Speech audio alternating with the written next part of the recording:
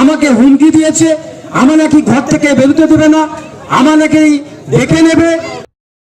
মহিলাদের শুয়োরের বাচ্চা বলার প্রতিবাদে ইন্দাস ব্লকের শাসপুর অঞ্চলের নারায়ণপুর গ্রামে প্রতিবাদ সভা করল ইন্দাস ব্লক তৃণমূল কংগ্রেস। বিষ্ণুপুর লোকসভার প্রার্থী সুজাতা মণ্ডল, ইন্দাস ব্লক সভাপতি শেখ হামিদ সহ ইন্দাস ব্লক নেতৃত্ব ও কর্মীরা।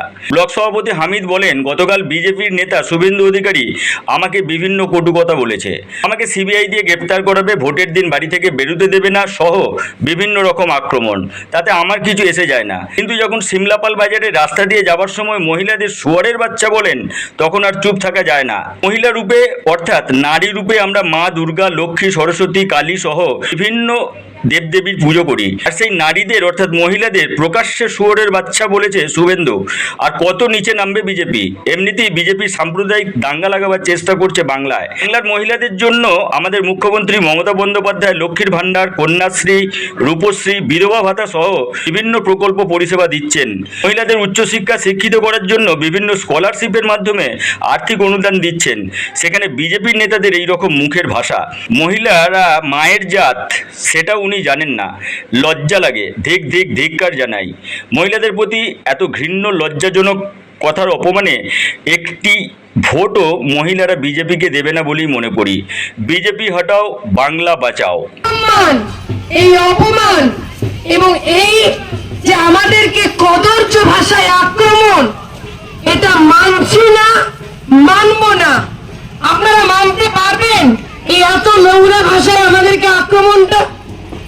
আপনাদেরকেই জবাব দিতে হবে, আর তার জন্য তৃণমূল কংগ্রেসের সাথে থাকতে হবে। এবং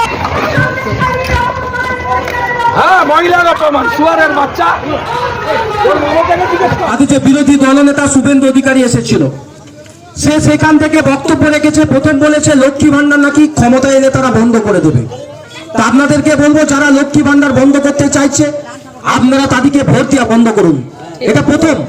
দ্বিতীয় হচ্ছে, সেই মঞ্চ থেকে আমাকে, অর্থাৎ আমি ইন্দাস ব্লক তৃণমূল কংগ্রেসের ব্লক সভাপতি, আমাকে হুমকি দিয়েছে, আমার নাকি ঘর থেকে বেরোতে দেবে না, আমার নাকি দেখে নেবে, আমাকে নাকি রাজ্য ছাড়া করবে।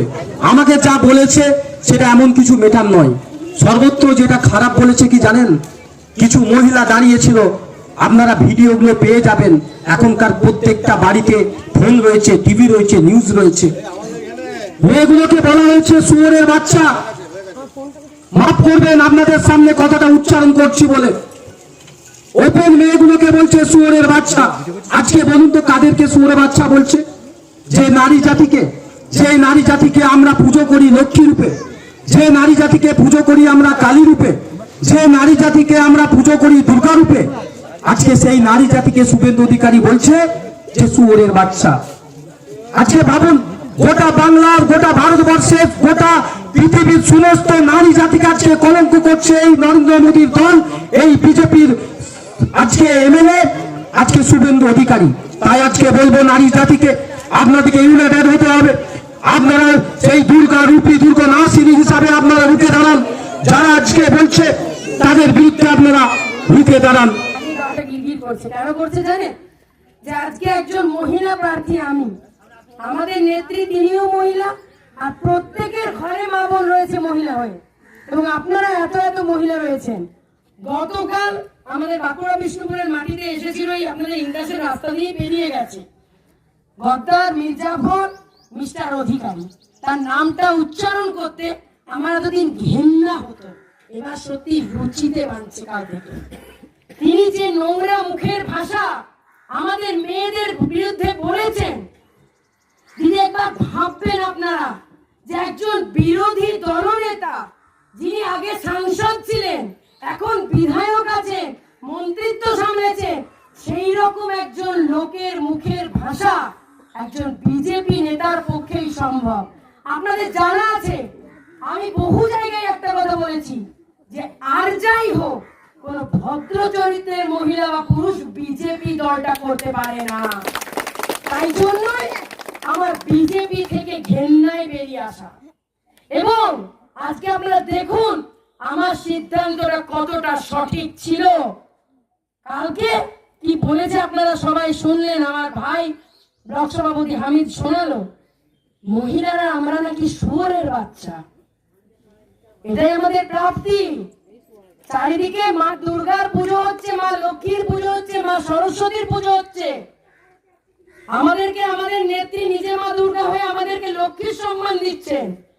আর বিজেপির বিরোধী দলনেতা মেজবাবু, কাঁথির মেজবাবু অধিকারী, শুভেন্দু অধিকারী, নামটা উচ্চারণ করলে এক্ষুনি আবার ব্রাশ করে নেব, কারণ ওনার নাম উচ্চারণ করলে না নিজের মুখটাকে কলুষিত লাগে। উনি আমাদের কালকে বলেছেন যে মেয়েরা তোরা শুয়োরের বাচ্চা। এই জবাবটা আমাদেরকে ভোট বাক্সে দিতে তো হবে, কিন্তু তার আগে আমি একটা কথা বলছি যে উনি যদি 24 ঘন্টার মধ্যে উনি যদি আমাদের নারী জাতির কাছে ক্ষমা না চান, তাহলে এই আন্দোলন আজ ইন্দাসের মাটি থেকে গোটা রাজ্যে ছড়িয়ে পড়বে, গোটা লোকসভা, আমার বিষ্ণুপুর লোকসভায় ছড়িয়ে পড়বে, এবং অবিলম্বে ওনাকে ক্ষমা চাইতে